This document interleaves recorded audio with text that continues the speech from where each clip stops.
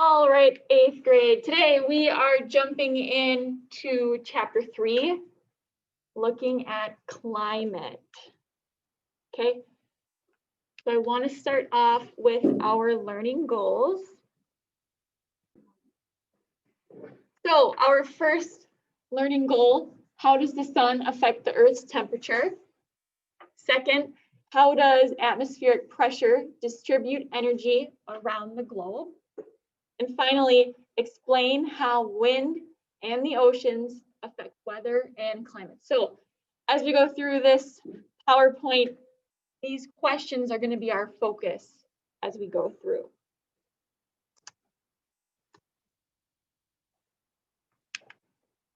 So I want to go through some important terms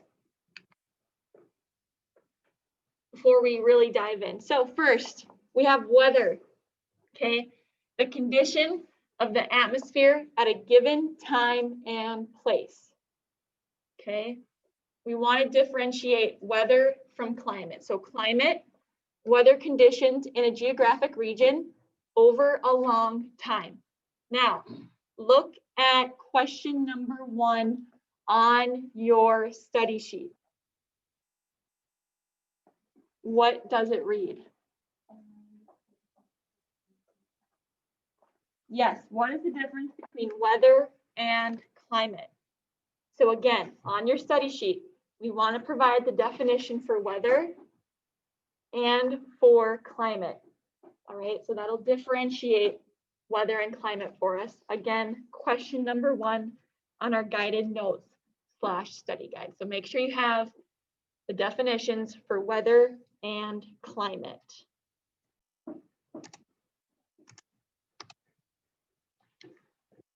All right, now we're going to get into changing seasons, right? We touched on this from our previous chapters, okay, but just a quick little review. We know that the Earth's tilt causes the different seasons we experience, right? What was that tilt at? Yeah, 23.5 degrees, okay? We also mentioned, right, the high and middle latitudes have distinct seasons, okay, right? Equator is at 0, so the farther we go away from the equator, the higher the number. Where are our highest numbers located? Yes, the polar regions. What is the weather like there? Cold, right? Very distinct seasons. It is cold temperatures, okay? Tropical locations receive the most direct rays and are warm almost all year long, right? Tropical locations are close to what? Yeah, the equator, all right, that's 0 degrees. Tropical locations right above and below that equator, we have warm weather, okay? Finally, poles receive the least amount of solar energy and are cold all year, right? We already kind of touched on that, talking about the poles receiving the least amount of sunlight, okay? And again, we are considered middle latitude. Do we have seasons, or are we just warm all year long or just cold all year long? Seasons, right? Yeah, exactly. Winter, spring, summer, fall. Again, middle latitudes have distinct seasons, okay? All right, let's move on. So, talking a little bit about the atmosphere. Earth's atmosphere traps heat in what is called the greenhouse effect. Does this sound familiar? Does this term sound familiar? Greenhouse effect? Yep, good. So, like a greenhouse, the atmosphere allows a lot of sunlight into the planet, okay? The air on Earth then slows the rate at which heat returns to space. So that's how we keep our planet warm, okay? So we use a greenhouse as an example to try visualize this example. Okay, so again, Think of the sun coming in through the glass of the greenhouse. All right, then that warmth, that sunlight is trapped inside.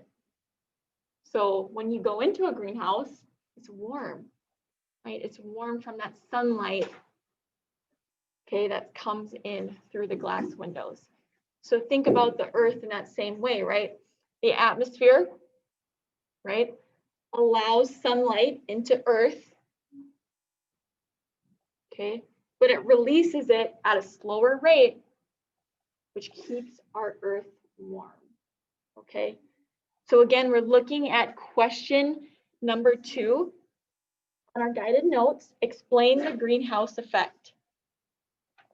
All right, so this slide right here would hold the key info that you want for answering question number 2.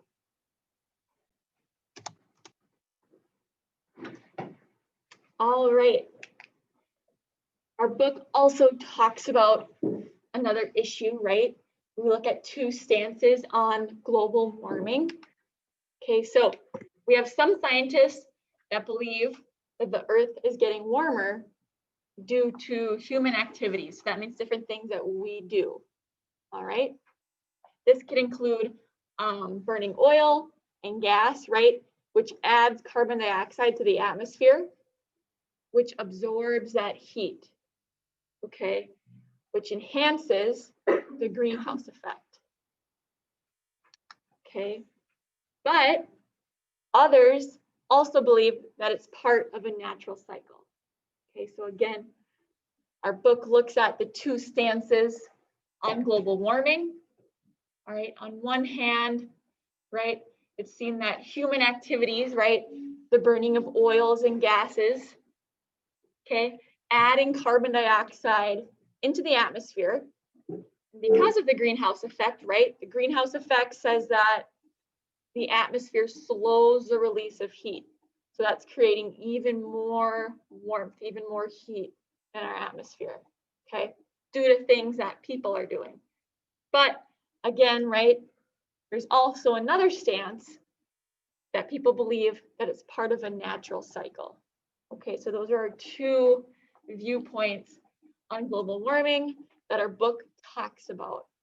Okay, that we're just going to go through. We don't have any guided notes questions on this. This is just something that I want you guys to listen to as we go through.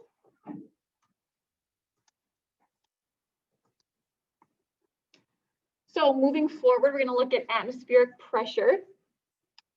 Okay, so atmospheric pressure is air in the atmosphere, okay, and that air has weight. So as we're sitting here, as you're standing here, right, air is pushing on us, and that's what we call air pressure, okay? As you move to greater altitudes, the air pressure becomes less and less to a point where it's no longer possible to breathe. In what activities do you hear about people going to high altitudes? Maggie? Yeah. Right, mountain climbing. Have you seen stories of climbers who attempt to climb Mount Everest? Yeah, right. They have to practice, right, breathing in this high altitude because the amount of oxygen available is really low. Okay, so again, that's something, right, we see with climbers climbing very high altitude mountains. Okay. So, although we can't see those air molecules, right? They're invisible. They still have weight and they still take up space. Okay. Has anyone's ears ever popped? Maybe on an airplane, right? When you take off and you change altitude, your ears pop. That's from air pressure. Okay, that's because of air pressure. So again, as the number of molecules of air around you decreases, the air pressure decreases. Okay, so the less molecules around you, the less pressure. And again, this causes your ears to pop in order to balance that pressure between the outside and the inside of your ear. So that's where that popping of your ears, right, comes into place. Okay.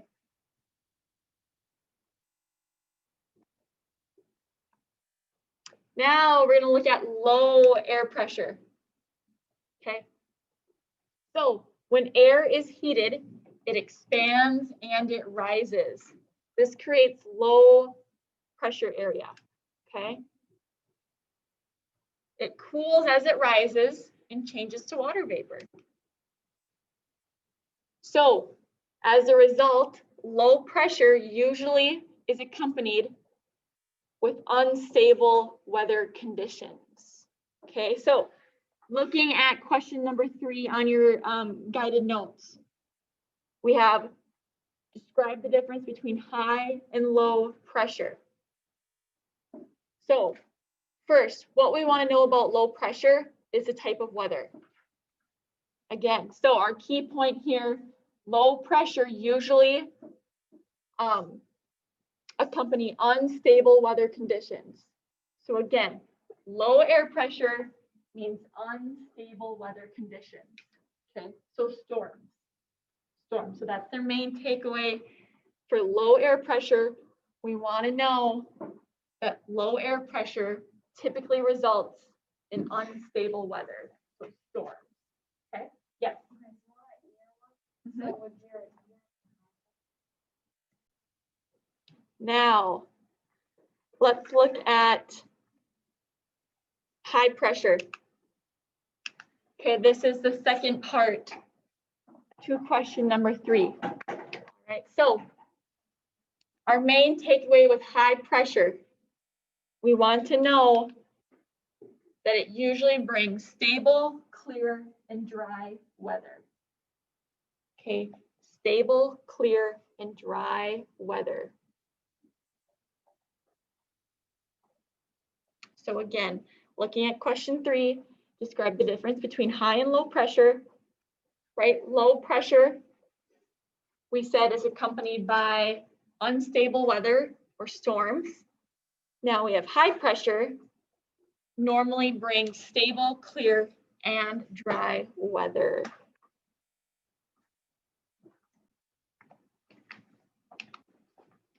So this is just an example, right? When we talk about stable, unstable weather.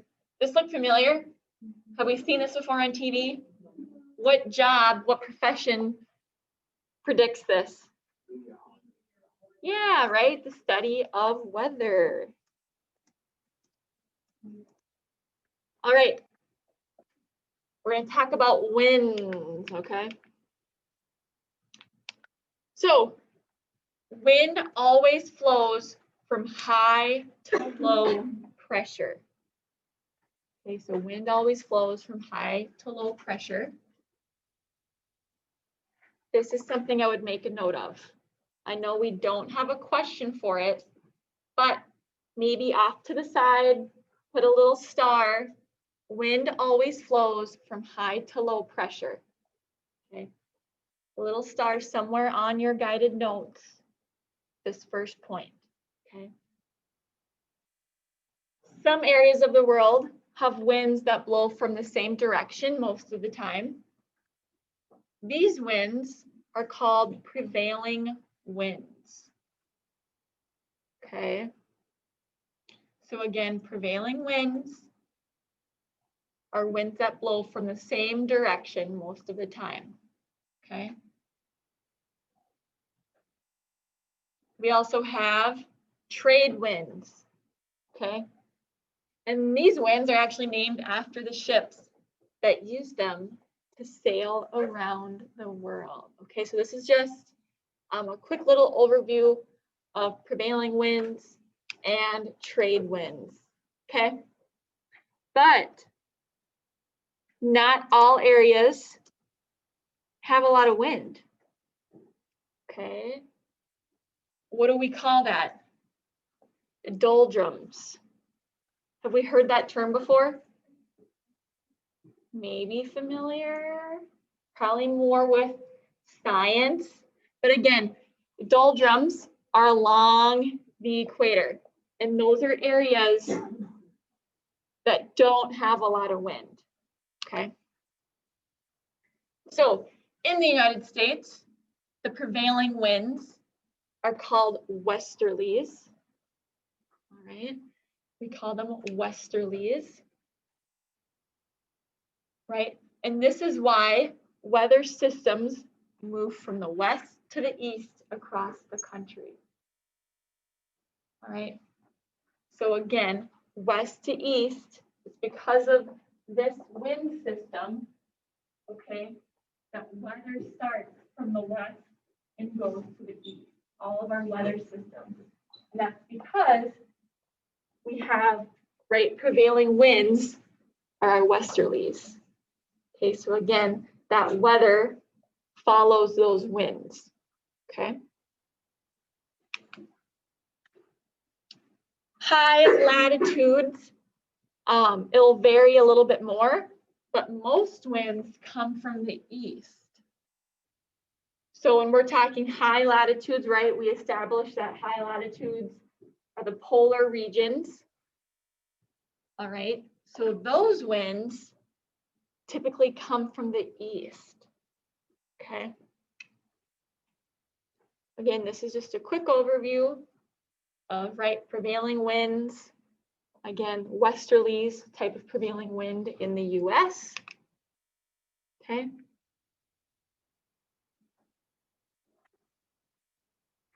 Now we're going to move on to talk about the oceans, okay? And how they affect climate. So oceans, water heats and cools more slowly than land, okay? So as a result, land near oceans does not have such a great temperature change as places at interior locations of continents. So what that means is that places located on a coast, right, their temperature changes aren't as drastic as, for example, us in Minnesota, who are more in the interior of the continent. Okay, so our weather, our temperature range is more drastic than somewhere closer to a coast, closer to an ocean. Okay, so that's what that is saying. Okay, so looking at number 5, how do oceans, we're skipping 4, I'm looking at number 5 right now. How do oceans affect climates? So again, the second point that we have up here, how does it affect climates? Well, land near the oceans don't have as great of temperature changes. Okay. And then why? Because water heats and cools more slowly than land does. Okay, so again, that answers our first part of question 5. How do oceans affect climate? All right, let's move on to ocean currents. All right, this would be the second part of question 5. So ocean currents, water flows and currents created by the Earth's rotation and varying ocean temperatures. Okay, so ocean currents move heat back and forth between the tropics and the polar regions. Okay, so warm water in the tropics, right, because of these ocean currents, moves this warm water towards the poles, towards the polar regions. Okay, so again, question number 5, how do ocean currents affect Earth's energy balance? That energy balance, we're talking about heat. Okay, so again, they move heat back and forth between the tropics and the polar regions. Okay.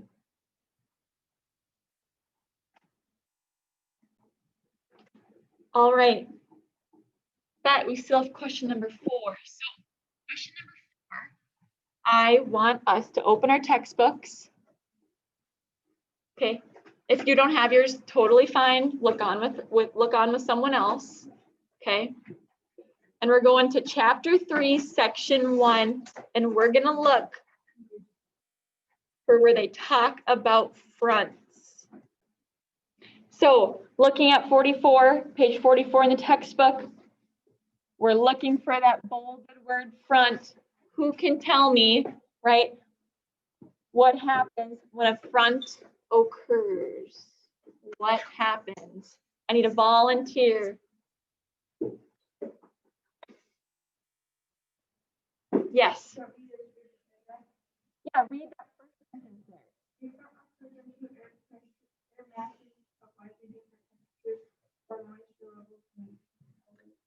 Yes, that's exactly right. So number 4, right, to answer our question, a front occurs when 2 air masses of widely different temperatures or moisture levels, right? So a warm and cold, right? 2 different temperatures meet. Okay, so when these 2 air masses meet, and then it also says, right, as a result of these 2 air masses meeting, typically we have precipitation. Okay, so again, that is our answer for number 4. Okay, so today we are only covering questions 1 through 5. So questions 1 through 5 will be what you focus for your studying on. Again, quiz Thursday we're looking at.